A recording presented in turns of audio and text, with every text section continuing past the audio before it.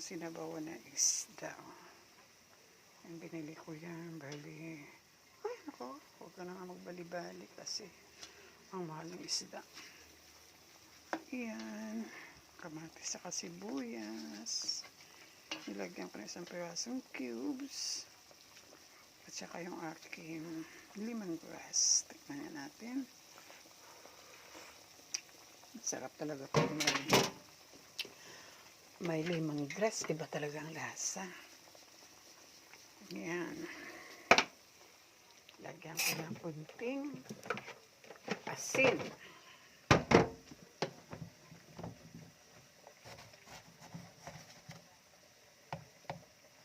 Kunti lang. Yan na. Alam niyo naman tayo mga Pinoy. Pag alam niyo mayroong lemongrass, iba ang lasa. Sarap talaga ang lasa ng lemongrass. Diba? Ayan. Ito ay ang tawag dyan, spinach na.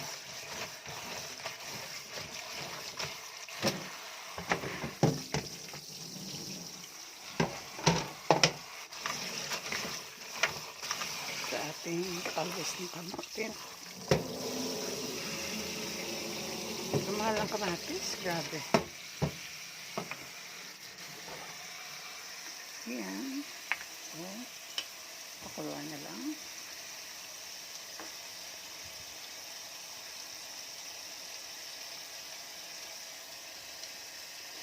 Sabaw lang yung sa sayanan ko.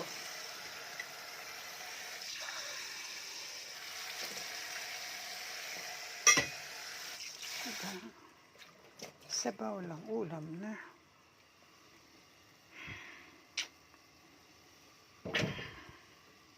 Ito ng aking pagkain buong araw. Anong oras na ba?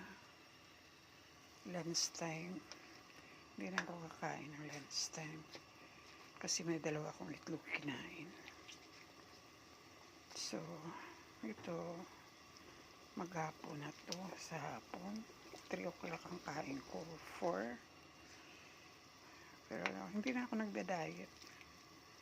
Nasanay-sanay na ng konti ang sikmura ko.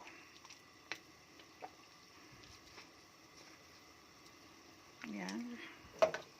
Antayin natin mulo. Takpan for a while. Para mabilis. Sumasakit ang ngipin ko.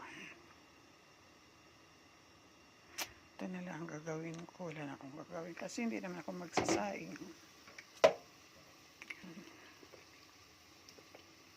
Gusto nito.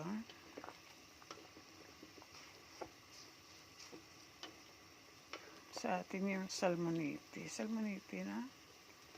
Mga taga-Bacolod. Good morning. Mayong aga sa inyo, tanan. Salmonite. Ayan. Ang gustong-gusto ko sa tanan. Nasa bawan. Patangan na sa asin. Tubig. Sa katalbos ng kamote o balunggay na. Kamuga, kaon ka muna. Kaon ka mo sinainday. O yan. Luto ng isda. Little time.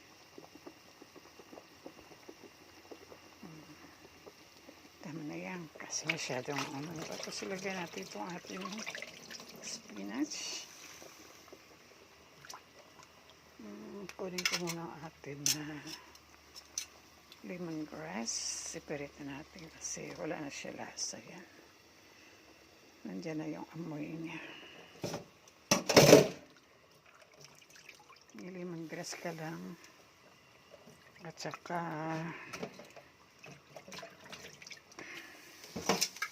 pichay. Pwede na sa araw-araw yun. At nandiyan ako sa atin. Ang garahe ko, gawin ko ng gulay yan. No? Kain ko yan. Antayin natin sandali. Pakulo ng isa kasi luto na siya. Tama na yan, luto na. Kasi mamaya initin ko ulit so mag-overcook na ako. Have a nice day everyone. Happy Monday, the beginning of a new day. God bless.